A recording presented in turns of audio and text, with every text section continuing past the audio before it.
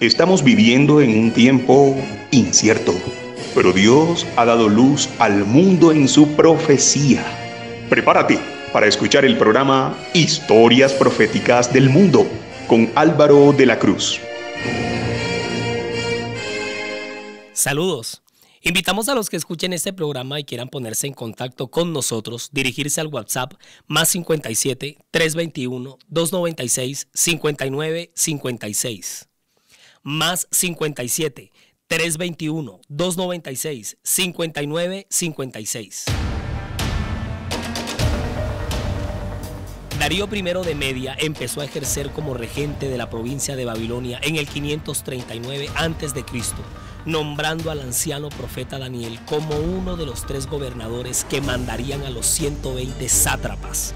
Por su parte, Ciro II el Grande decreta el regreso de los judíos a Jerusalén en el año 538, año en el que Zorobabel dirige el primer grupo que retorna y en el 525 Esdras dirige al segundo. En medio de una campaña de conquista, Ciro es asesinado por el ejército de la tribu de los Masagetas, quienes eran liderados por la reina Tomiris. En Jerusalén, los samaritanos entorpecen la obra de reedificación de los judíos hasta que en el 457 Artajerjes I firma el decreto definitivo.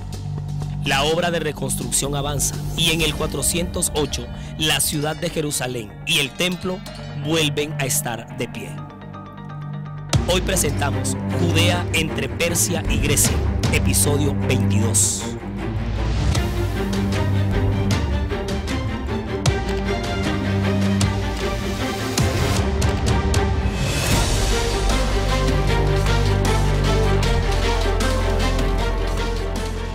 Entre los muchos judíos que se quedaron en territorio persa que no retornaron a Jerusalén está Esther, quien en realidad se llamaba Hadasa. Así se llamaba Esther, Hadasa, que significa mirto. Ese era su nombre en hebreo. Esther es su nombre en persa y en persa significa estrella. Ahora, la historia de esta dama judía se desarrolla en los días de Asuero, rey de Medo-Persia. Asuero va a gobernar entre los años 486 y 465. Este Asuero es Jerjes I, hijo sucesor del rey Darío I. Acuérdense que él era Istapes el Grande, con quien Medo-Persia se mantenía en la cúspide del dominio mundial. Darío I y Atosa se convierten en los padres de Jerjes I, conocido también como Asuero, quien heredó un reino significativamente poderoso. Imagínense, reinó desde la India hasta Etiopía sobre 127 provincias. O sea, eso era mucho desarrollo. La capital de su gobierno era Susa. Susa, yo me imagino que le suena ese nombre mucho por el libro de Daniel. Esta ciudad Susa compartía este honor con Persépolis y Ecbatana. Y miren una cosa. En los últimos años del reinado de Darío I, ya este rey venía haciendo frente a una situación que se empezó a suscitar con los griegos. Los griegos, o sea, ya estamos hablando de Europa, continente europeo, quienes ya empezaban a luchar en su costa meridional por liberarse de la dominación persa. Los griegos empezaron a quererse zafársela a los persas como fuera. Aquí es donde se da la famosa batalla de la playa de Maratón. ¿Se acuerdan? El que salió corriendo y que de ahí es el origen de la maratón. Bueno, esa famosa batalla de la playa de Maratón del 490, en la que se enfrentó con las tropas del general griego Temístocles, es a la que se le va a llamar como la primera de las famosas guerras médicas, en la que Darío I tiene que retirarse y mientras se preparaba para una nueva invasión en Grecia, una enfermedad lo sorprende y se nos muere Darío I en el 486. Y cuando él muere, quien le sucede es Asuero, su hijo, Jerjes I. Ahora, se pone como tarea pendiente la conquista de la rebelde, de la insurgente Grecia. Días antes de emprender su campaña expansionista por Grecia, es que hace el gran banquete que se encuentra en el primer capítulo del libro de Esther. donde invita a todos sus príncipes y cortesanos, teniendo delante de él a los más poderosos de Persia y de Media, gobernadores y príncipes de provincias. ¿Y saben para qué él hace todo ese banquete? Para mostrar las riquezas de su gloria y de su reino, el brillo y la magnificencia de su poder por todos esos días. Imagínense, por 180 días. Asuero emprende la toma de Grecia, pero sufre una derrota en Salamina. Esa derrota en Salamina se va a dar en el año 480 a.C., aún mayor que la de su padre. O sea, ya Persia venía aquí empezando a perder sus primeras batallas y las empezó a perder con los griegos. Después de esto, Jerjes I se devuelve definitivamente al Asia y deja encargado de la campaña a su general Mardonio, quien a su vez es derrotado por una coalición liderada entre Atenas, Esparta y Corinto en la ciudad griega de Platea. O sea, eso se da al año siguiente. Y como resultado, las fuerzas persas abandonaron Europa y no regresaron más. Esta fue la Segunda Guerra Médica, la célebre escaramuza de las Termópilas. A mí este tema me apasiona mucho porque lo he estudiado y lo he leído mucho. Después de esa desastrosa expedición en Grecia, Asuero hizo otro banquete, pero este duró 7 días, en el que manda a llamar a su reina, a Basti. ¿Se acuerdan de la historia? Ahora, él llama a mandar a Basti, a la reina, para que ella exhibiera su corona real, exhibiera públicamente su belleza, su hermosura, ante lo cual la reina se niega rotundamente. Y ese gesto, grosero prácticamente para él, ese gesto de Basti es lo que hace arder en cólera al rey, quien por consejo de sus 7 príncipes de Persia y de Media que lo acompañaban en ese otro banquete, firma un decreto en el que ordena que Basti no venga más a su presencia, o sea, la aborreció, y que el rey elegirá a otra reina en su lugar. Y para ello se convoca que todas las doncellas vírgenes del reino las convocan para que Asuero elija a la nueva reina de Persia. ¿Cómo les parece? ¿Cómo les parece la severa cambiada que le van a hacer a la reina Basti? Pues por el gesto grosero que tuvo. Imagínense lo que esa mala costumbre significaba para la época. Resulta que Adasa, que es Esther, prima de un judío llamado Mardoqueo, quien había vivido el cautiverio babilónico, la había criado como su hija porque ella había quedado huérfana, se presentó por el decreto a esta convocatoria. Mardoqueo le pide a Esther que no revele que es judía y Esther le hace caso. Asuero se enamora perdidamente de Esther y en el año 7º de su reinado, año 480 a.C., la corona como reina de Persia. ¿A quién? A una judía. ¿Y sabe qué es lo más terrible? Que ellos no sabían que Esther era judía.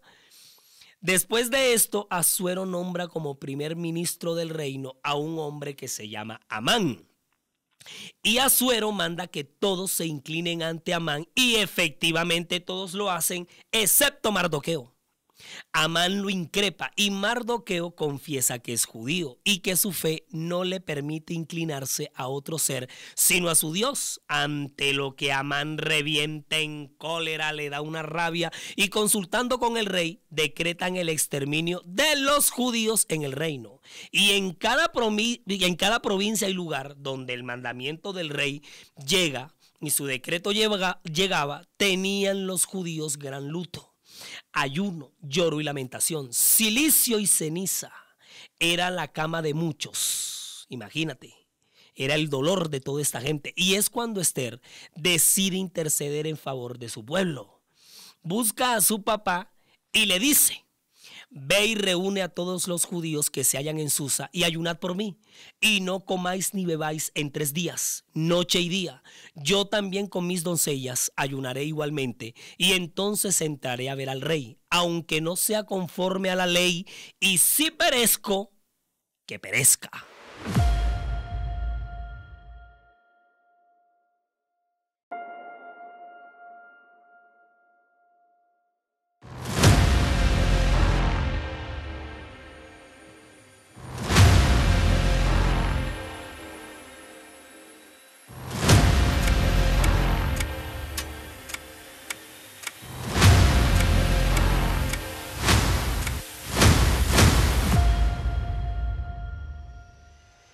Todo nuestro contenido está disponible para reproducir y descargar desde nuestras cuentas, canales y perfiles, desde las redes sociales, sitio web y plataformas. Usted nos encuentra en todos lados como La Historia Profética del Mundo, en Spotify, Google Podcast, Facebook, Instagram y TikTok. En YouTube, siga nuestro canal.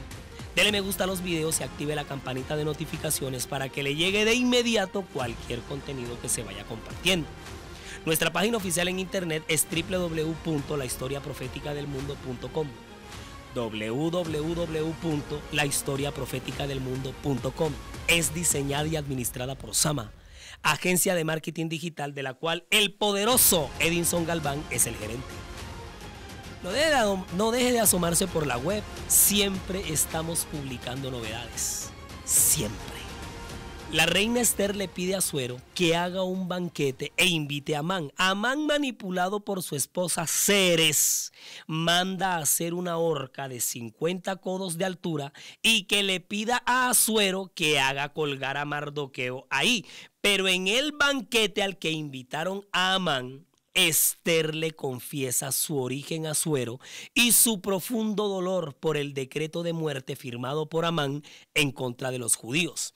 Lleno de ira y decepción, manda a colgar a Amán en la horca que había preparado para Mardoqueo, quien es ascendido. Imagínate cómo cambió todo en un momento en el libro de Esther. Léanse ese libro, que ese libro es adrenalina pura y tiene una riqueza de contexto histórico profética impresionante. Al que nombran como primer ministro, al que ascienden, es precisamente a Mardoqueo. Y se promulga un decreto a favor de los judíos que eliminaba el anterior. Acto seguido, los judíos destruyeron a filo de espada con mortandad y destrucción a todos aquellos que por el decreto anterior iban a eliminarlos. Culminada esta mortandad de victoria, los judíos que estaban en Susa se juntaron los 14 y 15 del mes de Adar y montaron un gran banquete con evidente regocijo. Y este es el origen de la fiesta judía de Purim, que significa la fiesta de las suertes. Ahora, Purim viene de Pur, que significa suerte. Este es un gran festival de gratitud que desde entonces conmemoran cada año, en el que celebran haber sido salvados por la mano de Dios de semejante masacre. Ahora, Medo-Persia por estos días vivía sus mejores tiempos, gozando de su poder como imperio en la cima de su apogeo. O sea, eran los mejores años, las mejores décadas de Medo-Persia. Recordemos que es gracias a Darío I de Media que Persia llega a su máximo esplendor. Es que este tipo fue la figura de este imperio, le quiero decir, el que lo lleva a la cima, el que lo vuelve archi ultra recontra famoso, y entre muchas otras cosas que bien podríamos mencionar aquí, es el primero, además, que lleva a los persas a enfrentarse con los griegos. ¿Cómo? ¡Ja! ¿Cómo la vieron ahí? Sí, señores, Darío I de Media. Y es que estos griegos son los que le van a poner el hasta aquí a los imparables persas. Así es.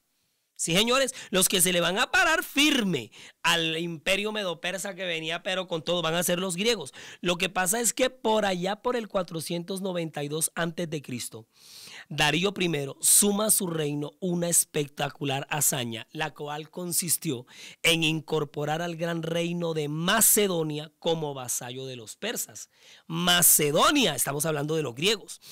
Estos persas ya controlaban a todo el mundo, controlaban Turquía, controlaban el estrecho del Helesponto, controlaban desde el norte del mar Egeo hasta Tesalónica, controlaban las costas del mar Mediterráneo oriental, hasta el patio de la casa suya y la mía hubieran controlado también si nos hubiéramos asomado por esa época. ¿Sabe qué? Corra a leerse Fuego Persa de Tom Holland y lo va a entender todo mejor. Así se llama ese libro. Uy, de mis favoritos en la vida, Fuego Persa de Tom Holland. Pertenece a mi top 10 de obras favoritas de historia mundial. Ahí le explican con cucharita, con plastilina, masticadito, cómo fue que toda esta gente de los medo-persas llegó hasta donde llegó en la época del mundo, de la historia del mundo en la que llegó. Yo ese libro, lo he consultado mucho para esta serie, me lo he vuelto a leer, lo he releído, me encanta. Es uno de los grandes referentes para los historiadores cuando hablar de los persas se trata. Pero es aquí, en este punto, escuchen bien, es aquí en este punto donde se nos viene la buena. Porque aunque el reino de Macedonia se había convertido en un territorio vasallo a manos de los persas, liderados por Darío I de Media, sometimiento al que muchas polis griegas aceptaron, hubo otras a las que no les pareció someterse. ¿Sí escucharon bien? Lo que pasa es que hay un sometimiento de Macedonia al poder persa. Y la gran mayoría de polis griegas pues se sometieron, aceptaron esa sumisión, pero no todas. Hay unas pequeñas ciudades griegas que no les pareció bien someterse al dominio de los persas y lo que hacen es que empiezan a rebelarse contra Darío I. Usted sabe que mientras somos colonia, mientras somos dependientes, mientras el colonialismo está montado, parece chévere por un momento, super nice, por 10 años, pero usted empieza a decir, oiga, esto ya como que no me está gustando, que a nosotros nos dominen, que a nosotros nos manden, que nosotros no seamos independientes. Les estoy hablando específicamente de las ciudades griegas de Atenas y Platea. Estas van a ser las primeras que van a empezar a rebelarse contra la dominación, la sumisión de los persas. Y es aquí cuando se da la primera de las guerras médicas del 490 a.C. ¿Sí? Las guerras médicas por los medos, o sea, empiezan a surgir las batallas en contra de ellos. La segunda guerra médica se da entre el 480 y el 479, pero ya a la cabeza del hijo de Darío I, porque ya Darío I se había muerto. Y el hijo de Darío I, que ya hemos estado hablando de él, es Jerjes I, el asuero de la reina Esther, quien se enfrentó a una coalición liderada entre Atenas y Esparza. Todo esto ya lo habíamos mencionado aquí en el primer fragmento de este episodio. Lo estamos repasando aquí para unir aquí el contexto histórico de Esther, lo que estaba pasando en estos momentos. Acuérdate que Judea está retornando, los judíos están reconstruyendo nuevamente su reino, levantando nuevamente a Jerusalén, la ciudad del templo. Ambas guerras las perdió Persia y desde ahí Persia empezó a descender en poder. Y aquí la película que ilustra toda esta guerra es 300.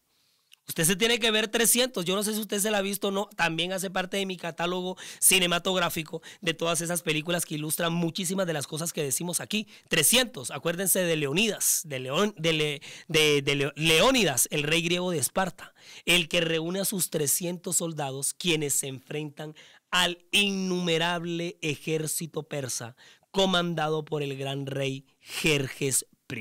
Imagínate toda la riqueza de conocimiento, de historia y de profecía que encontramos en todas estas obras. Sí, porque hay mucha producción literaria, mucha producción artística que nos lleva a ilustrar un tanto de cerca, un tanto de lejos, muchos de estos relatos que se cumplieron en la historia profética del mundo.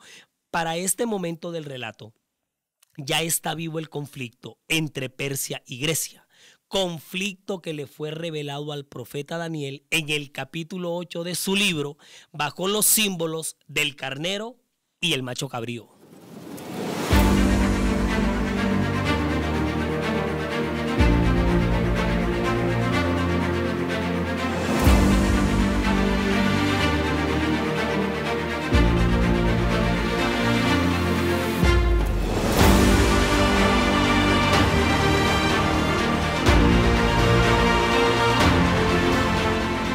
Alcé los ojos y miré, y he aquí un carnero que estaba delante del río y tenía 2 cuernos. Y aunque los cuernos eran altos, uno era más alto que el otro, y el más alto creció después. Vi que el carnero hería con los cuernos al poniente, al norte y al sur, y que ninguna bestia podía parar delante de él, ni había quien escapase de su poder, y hacía conforme a su voluntad, y se engrandecía. Mientras yo consideraba esto, he aquí un macho cabrío venía del lado del poniente sobre la faz de toda la tierra, sin tocar la tierra. Y aquel macho cabrío tenía un cuerno notable entre sus ojos, y vino hasta el carnero de 2 cuernos que yo había visto en la ribera del río, y corrió contra él con la furia de su fuerza. Y lo vi que llegó junto al carnero y se levantó contra él y lo hirió. Y le quebró sus 2 cuernos, y el carnero no tenía fuerzas para pararse delante de él. Lo derribó, por tanto, en tierra y lo pisoteó, y no hubo quien librase al carnero de su poder. Y el macho cabrío se engrandeció sobremanera, pero estando en su mayor fuerza, aquel gran cuerno fue quebrado, y en su lugar salieron otros 4 cuernos notables hacia los 4 vientos del cielo. Toda esta impresionante revelación se le fue mostrada a Daniel y está registrada en el capítulo 8 de su libro, en sus primeros 8 versículos. Y esto a Daniel se le reveló en el año 3 del reinado de Belsasar en los tiempos de Babilonia. Imagínense, hace rato. Y esto representaba a nada más y a nada menos que a la serie de guerras médicas que se desatarían entre Persia y Grecia por la supremacía del poder, porque aquí el carnero es Persia y el macho cabrío es Grecia. Y ese gran cuerno que le sale a ese macho cabrío en medio de sus ojos es nada más, es nada menos, es nada por que Alejandro Magno, el hijo de Filipo II, el gran rey de Macedonia, la que en algún momento de la vida fue territorio vasallo de los persas. Macedonia, miren, no me piquen la lengua con este severo personaje de Alejandro Magno, que yo me le conozco la vida. Me le conozco sus hazañas al derecho y al revés. Desde que yo soy un zumbambico no me pierdo ni media a las que hizo este hombre en su paso por esta tierra. Personaje. Sobre todo su papel en la profecía, en la historia del pueblo de Israel, que es lo más interesante.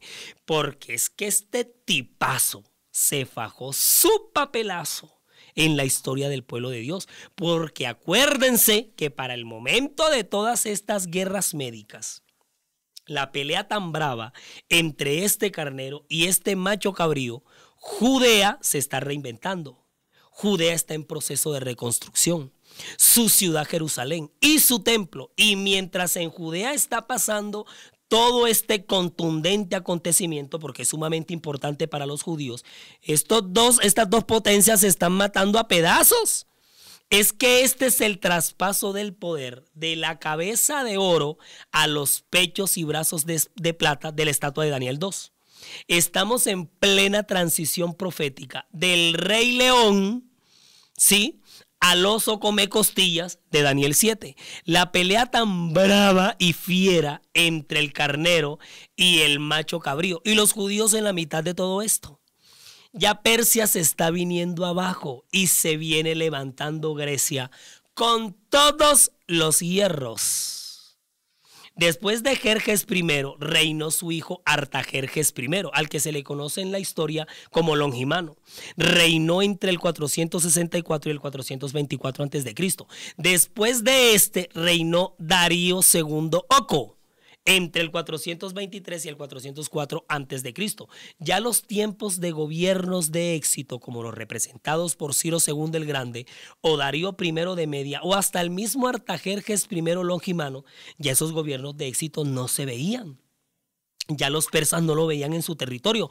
En el trono de Persia ascendían ahora una serie de monarcas incapaces de igualar siquiera acercarse a los reinados arrasadores de sus antecesores.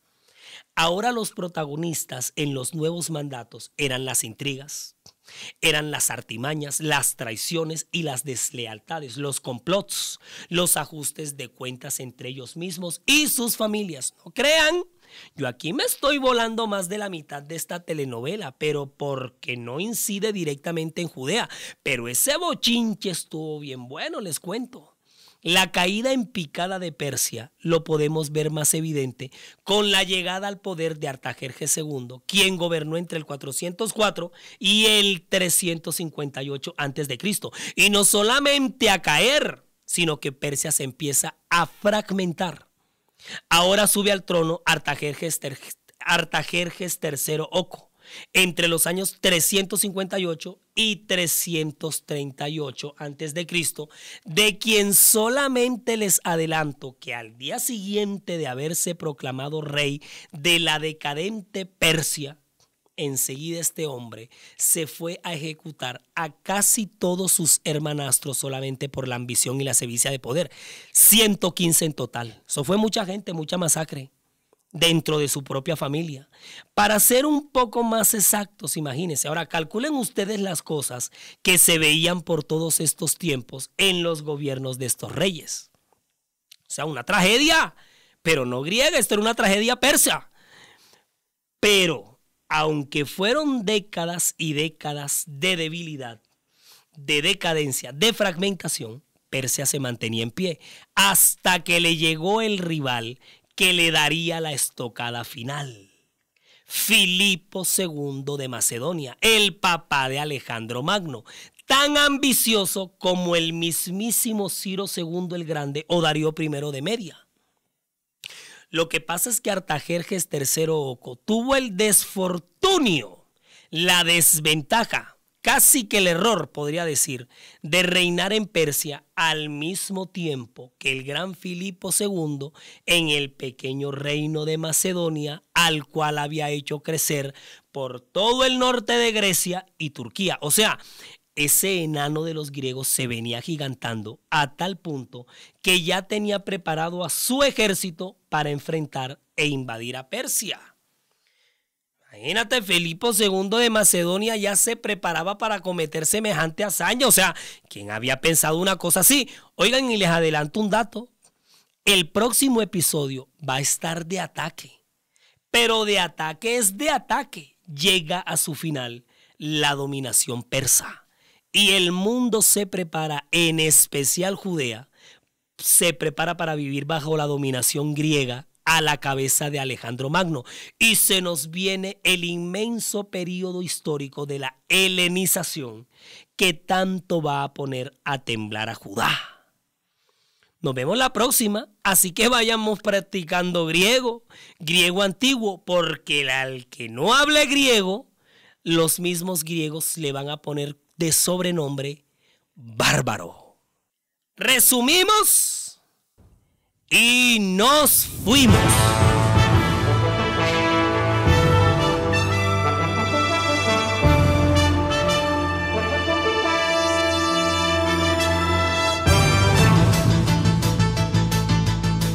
Uno, entró en escena Esther, la doncella judía que llega al trono de Persia como reina, pero que obrará en favor de su pueblo judío. 2. Purim, la fiesta judía de las suertes, se conmemora cada 14 y 15 del mes hebreo de Adar y celebra la victoria de los judíos sobre el decreto de los persas. 3. Persia vive el fuego ardiente de la cima de sus triunfos, pero la profecía ya anunciaba que también llegaría a su fin y un nuevo reino se impondría en su lugar. 4. Artajerjes III Oco gobierna una decadente y débil Persia al mismo tiempo que Filipo II en una floreciente y desafiante Grecia, el próximo reino en la profecía. 5. Porque reino tras reino caería e imperio tras imperio se impondría. El Dios del cielo vive y reina por los siglos de los siglos con absoluta soberanía en este mundo. En la producción audiovisual May Vanegas, relata Álvaro de la Cruz, y para todos ustedes un feliz día.